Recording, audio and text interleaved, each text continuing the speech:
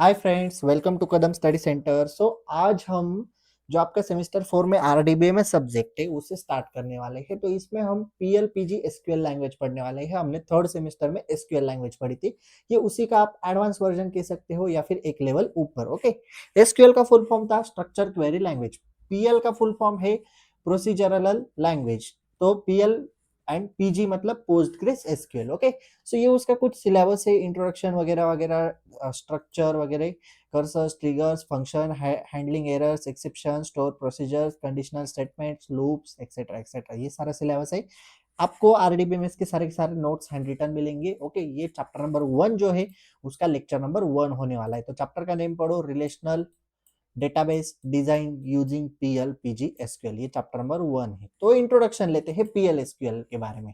तो देखो, PL stands for procedural language. Okay, it is a block structure programming language developed by Oracle corporation. एक block structure programming language है, लेकिन जैसे कि एसक्यूएल में क्या होता था, एसक्यूएल में हम वन टाइम एक ही क्वेरी फायर कर सकते थे, लेकिन पीएल एसक्यूएल में आप ब्लॉक ऑफ कोड लिख सकते हो, यानी एक ब्लॉक ऑफ कोड में मल्टीपल क्वेरीज या फिर मल्टीपल स्टेटमेंट्स आप कोड कर सकते हो एट अ टाइम। तो इसकी वजह से क्या होता था, एसक्यूएल में आपको हर बार अलग अलग नहीं कह सकते, एक एक क्वेरी आपको फायर करनी पड़ती थी अलग अलग फंक्शन परफॉर्म करने के लिए या फिर अलग अलग ऑपरेशन करने के लिए, परफॉर्म करने के लिए। लेकिन पीएल एसक्यूएल में ऐसा नहीं है। Okay, so need of PL SQL, PL SQL की जरूरत क्या थी?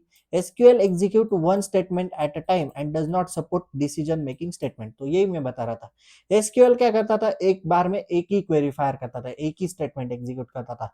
लेकिन PL SQL ऐसा करता है क्या? नहीं, ये PL SQL multiple queries at a time fire कर सकता है। एंड SQL आपका डिसीजन मेकिंग स्टेटमेंट कौन कौन से है? If, else, elif. ओके, ये डिसीजन मेकिंग स्टेटमेंट है। इन्हें सपोर्ट करता था क्या एसक्यूएल? नहीं, लेकिन PL SQL सपोर्ट करता है। तो नीड इसलिए है PL SQL की। PL SQL allows developer to write a complete program to perform such task efficiently within the database।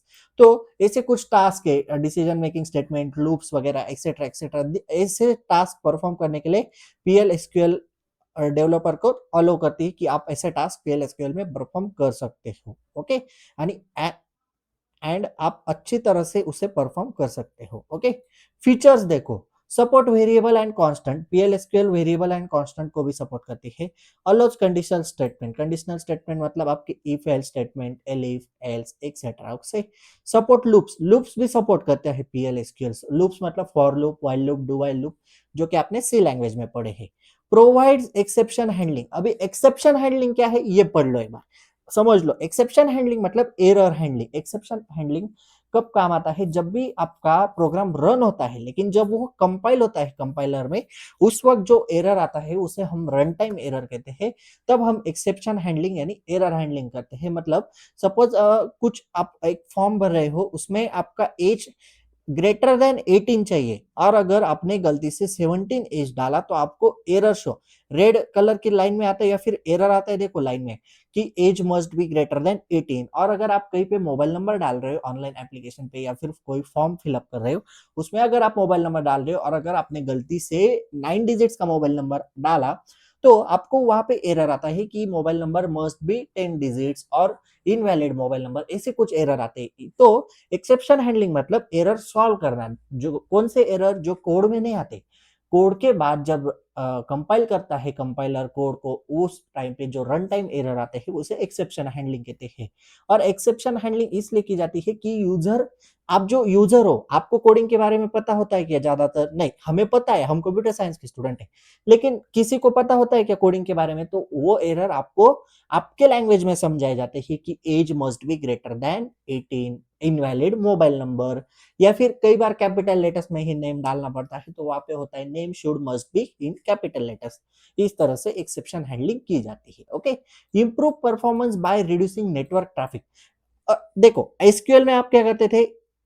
Multiple queries fire करते थे। मल्टीपल क्वेरीज मतलब एक टाइम पे एक ही क्वेरी फायर करते थे, इसलिए आपको अलग अलग ऑपरेशन परफॉर्म करने के लिए अलग अलग क्वेरी फायर करनी पड़ती थी। तो उसकी वजह से क्या होता था, नेटवर्क में जो सर्वर की तरफ जब आप क्वेरी फायर करते थे तो नेटवर्क में ट्रैफिक हो जाता था। ट्रैफिक मतलब मल्टीपल क्वेरीज आ रही है एट अ टाइम, तो ट्रैफिक हो जाएगा ना, इसकी वजह से टाइम मतलब स्लो वर्क करता था SQL, लेकिन PL SQL में क्या है, नेटवर्क ट्रैफिक को रिड्यूस करता है, क्योंकि एक ही ब्लॉक ऑफ कोड में आप मल्टीपल क्वेरीज फायर कर सकते हो, उसकी वजह से नेटवर्क में ट्रैफिक नहीं होता। अगर ट्रैफिक नहीं हुआ तो स्पीड भी अच्छी तरह से मेंटेन रहती है। ओके, सो फीचर्स समझ में आए, नीड ऑफ PL SQL क्यों जरूरत थी वो समझ में आया, एंड इंट्रोडक्शन समझ में आया। ओके, अभी हम देखते हैं स्ट्रक्चर। स्ट्रक्चर मतलब PL SQL का ब्लॉक वर्क कैसे करता है। तो PL SQL का ब्लॉक देखो, सबसे पहले डिक्लेयर सेक्शन होता है। डिक्लेयर सेक्शन में हम वेरिएबल डिक्लेयर करते हैं। बिगिन सेक्शन होता है, बिगिन सेक्शन में हम एक्चुअल कोड और एक्चुअल क्वेरी फायर करते हैं। एक्सेप्शन सेक्शन, ये जो एक्सेप्शन हैंडलिंग आपको बताया ना, वही सेक्शन है एक्सेप्शन। ये आपका ऑप्शनल सेक्शन होता है। ओके, ये सेक्शन कंफर्म नहीं होता, अगर आपको चाहिए तो आप डालो और ना हटा दो, ऑप्शनल होता है। एंड एंड, ये तीनों फिक्स होते हैं, declare, begin and and. Exception आपको ऑप्शनल होता है। तो इस तरह से ब्लॉक होता है। चलो देखते हैं सिंटैक्स। देखो, अब यहाँ पे आप डिक्लेयर लिखोगे, डिक्लेयर के बाद यहाँ पे वेरिएबल डिक्लेरेशन, वेरिएबल डिक्लेयर करोगे। बिगिन के बाद यहाँ पे PL SQL का कोड लिखोगे एंड एंड करोगे। Exception section, exception handling section optional है। ओके, यहाँ पे वेरिएबल डिक्लेयर कैसे होता है, आप एक बात बताओ। आप जब सी लैंग्वेज का कोड करते हो VS कोड पे या फिर कौन से भी सॉफ्टवेयर पे, तो आप पहले क्या करते हो, डेटा टाइप देते हो, फिर वेरिएबल लिखते हो इंटीजर a। अगर वैल्यू असाइन करनी है तो integer a is equal to 15।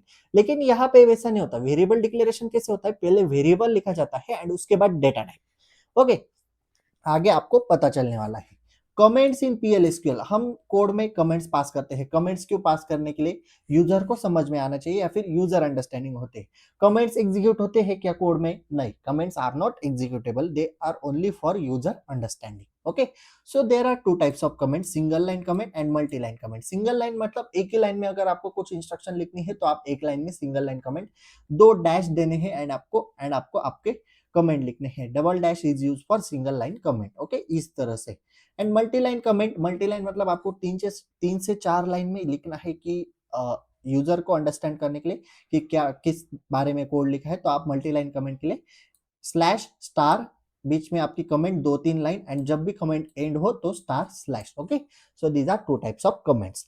Then Postgre SQL variable. अभी पोस्टग्रे SQL में कौन कौन से वेरिएबल होते हैं या फिर वेरिएबल क्या काम करता है वो देखो। कौन कौन से नहीं होते, वेरिएबल क्या काम करता है।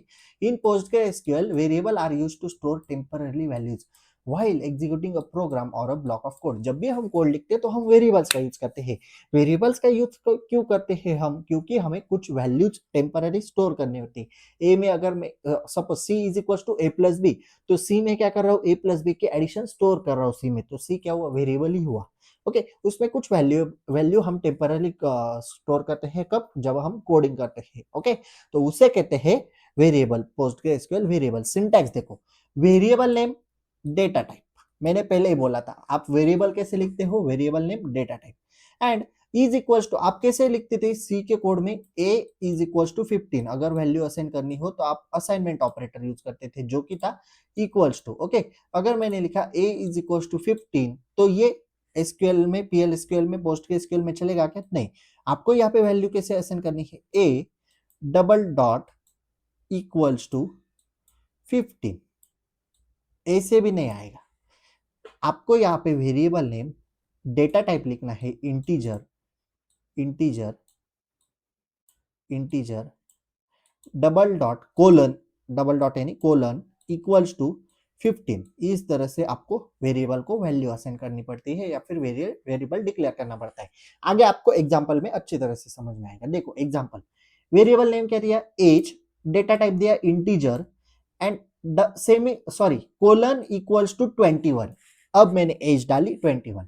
वैसे ही नेम, वेरिएबल नेम है, नेम किसमें होता है, कैरेक्टर में, साइज अलोकेट की 20, कोलन इक्वल्स टू राहुल। तो जब भी याद रखो, आप जब भी वेरिएबल डिक्लेयर करोगे तो पहले variable name, data type and उसके बाद उसकी वैल्यू, वैल्यू असाइन करते हो कोलन इक्वल्स टू, याद रखना। Okay, then attributes, there are two types of attributes, percent type and percent row type. चलो वन बाय वन पढ़ते हैं। परसेंट टाइप क्या काम करता है, percent type is an attribute use in PL PG SQL to declare a variable with the same data type as a table column.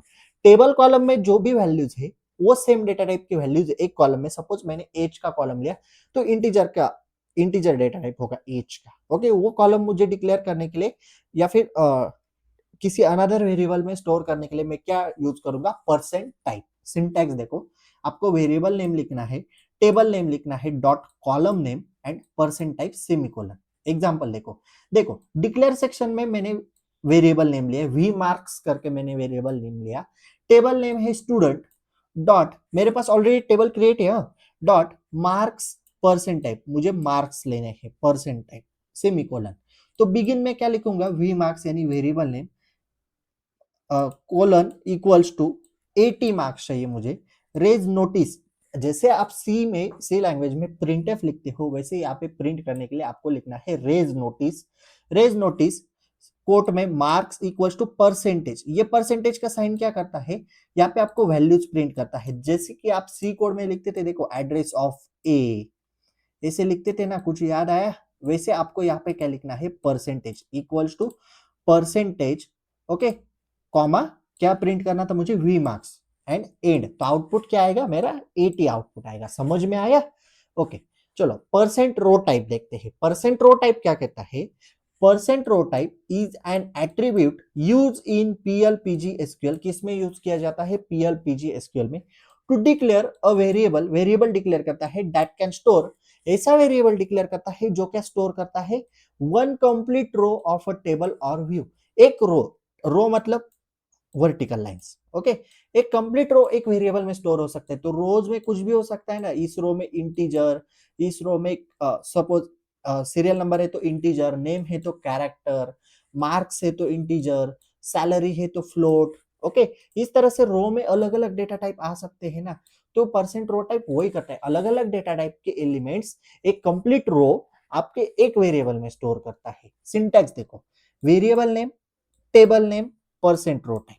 देखो example, declare किया student record करके मैंने एक वेरिएबल नेम लिया, मेरे हिसाब से आप वेरिएबल नेम कुछ भी ले सकते हो क्योंकि उसमें हमें स्टोर करना है। टेबल नेम है student, percent row type use किया।